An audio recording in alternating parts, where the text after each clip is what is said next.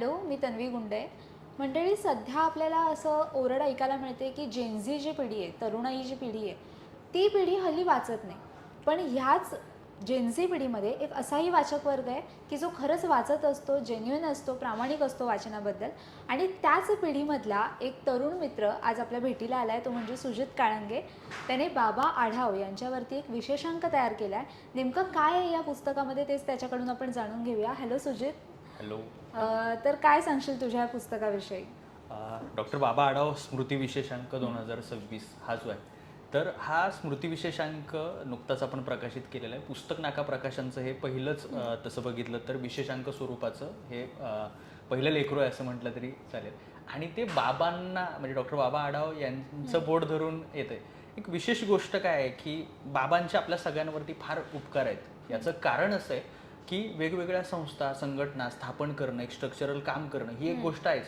पण त्यांनी वेगवेगळ्या लेखकांना लिहिण्यासाठी प्रेरणा दिली, वेगवेगळी साहित्य शोधलं. खरं तर ते एक संशोधक होते.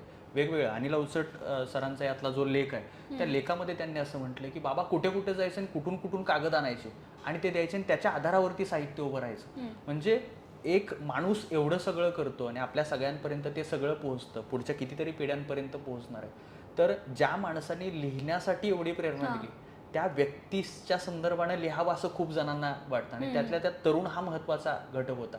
म्हणून तरुणांनी लिहावं आणि ते बाबांचं संग्रही व्हावं असा एक विचार आपला मित्र जो आहे तो अक्षय शारदा शरद आणि मी असे आम्ही सगळेजण हे होतं. आणि आपल्या सगळ्यांच्या याच्यातून हा अंक करावा असं वाटलं आणि त्याची ती सुरुवात झाली आणि तिथपर्यंत तो पोहोचला असं झालं. कोणाकोणाचे लेख आहे त्यामध्ये? याच्यामध्ये बाबांना अनुभवलेली जी तरुण आहे, म्हणजे विशेषतः असं व्हायचं, एक विशेष गोष्ट अशी असायची की तरुण पोरं हाक मारायची आणि बाबा वयाच्या 90ीत अगदी अगदी शेवटपर्यंत बाबा त्यांच्या हाकेला ओ द्यायचे आणि आंदोलनाला उपस्थित राहायचे.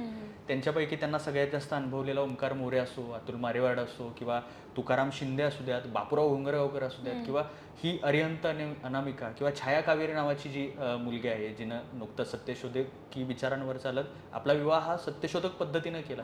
किंवा अगदी तुझं पत्र त्याच्यामध्ये ही सुद्धा मला या निमित्तानं हे करावं लागेल की ही सगळी जी मंडळ आहे जी फक्त लिहित नाही, वाचत नाही, तर त्याच्या पलीकडे जाऊन काहीतरी कृतीमधनं सत्यशोधनाचा एक शोध घेत असते, सातत्याने ते काम करत असते.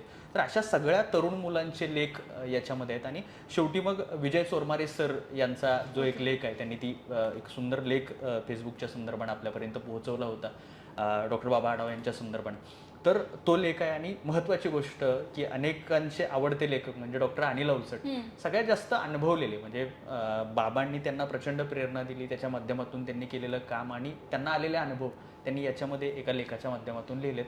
शेवटी एक 2 मुलाखती आहेत. त्यातल्या शमशुद्दीन तांबोळी सरांनी घेतलेली बाबांची एक मुलाखत, ज्याच्यामध्ये बाबा असं म्हणतात की आपल्याला संविधानाच्या संदर्भातला भारत घडवायचा आहे, भारताची वाट कशी असावी तर ती संविधानाच्या संदर्भाने असावी. आणि बाबांनी आयुष्यभर हे केलं की रुजवण्याचं काम केलं. मला असं वाटतं की बाबांच्या नंतर ते आपण त्या पालखीचं आपण जर खांदेकरी होऊ शकलो तर ही फार भारी गोष्ट आहे असं हा वाटतं. अंक मिळवायचा असेल तर काय करावं लागेल? पुस्तक नाका हे जे आपले सोशल साईट्स आहेत त्याच्यावरती, तर त्याच्यावर तुम्ही जाऊ शकता. त्याचबरोबर त्या ठिकाणी अंकाच्या संदर्भातल्या सगळ्या डिटेल्स आहेत, तिथं तुम्हाला इनबॉक्समध्ये सुद्धा मिळेल आणि त्याच्या डिटेल्सवरती त्या संपर्क क्रमावर गेल्यानंतर सुद्धा त्या ठिकाणी मिळू शकेल. बरोबर आहे. म्हणजे डॉक्टर बाबा आढाव नेमके कोण होते हे जर का जाणून घ्यायचं असेल तर तरुणाईने लिहिलेला हा अंक वाचायलाच हवा. पण बाबा गेल्यानंतर पुढे काय, याविषयी काय सांगशील? खरं तर यातला शेवटचा जो लेख आहे तर तो अक्षय शारदा शरद नावाच्या आपल्या मित्राने लिहिलाय की बाबा गेले आता पुढं काय. तर बाबांनी जसं आयुष्यभर स्ट्रक्चरल काम उभं केलं, एक बांधणी केली, एक मांडणी केली, म्हणजे अगदी फुले आंबेडकर व्याख्यानमालेपासून ते अगदी वेगवेगळ्या म्हणजे सगळ्या वैचारिक विचारपीठांपर्यंत त्यांनी एक विशिष्ट एक स्ट्रक्चर आहे त्या गोष्टीला. रिक्षा पंचायत असो, हमाल पंचायत असो, किंवा वेगवेगळ्या संस्था असो, किंवा वेगवेगळ्या आता त्रैमासिक जे आहे सत्यशोधक, तर हे सुद्धा आहे. मला असं वाटतं की तरुणांच्या माध्यमातून असंच एक स्ट्रक्चरल काम उभं राहावं. आणि महत्त्वाची गोष्ट अशी की बाबांच्या जाण्यानंतर त्यांचे विचार किंवा त्यांच्या म्हणजे लोक असं म्हणतात की हा अखेरचा सत्यशोधक आहे, पण या अंकाच्या सुरुवातीलाच आम्ही असं लिहिलं गेलं की बाबा म्हणजे अखेरचे सत्यशोधक नाही आहेत. कारण आपलं असं असतं की एखाद्या व्यक्तीला अखेरचं म्हणायचं आणि मुक्त व्हायचं त्या सगळ्या जबाबदारीतून. तर ते सत्यशोधनाची जबाबदारी घेऊन पुढं चालत राहणं, विवेकी वाटचाल करणं, हा या निमित्तानं हे एक स्टेटमेंट या अंकाच्या निमित्तानं आहे. म्हणजे बाबा आढावांना समजून घ्यायचं असेल तर हा अंक नक्की विकत घ्या आणि वाचा. एबीपी माझा, उघडा डोळे बघा नीट.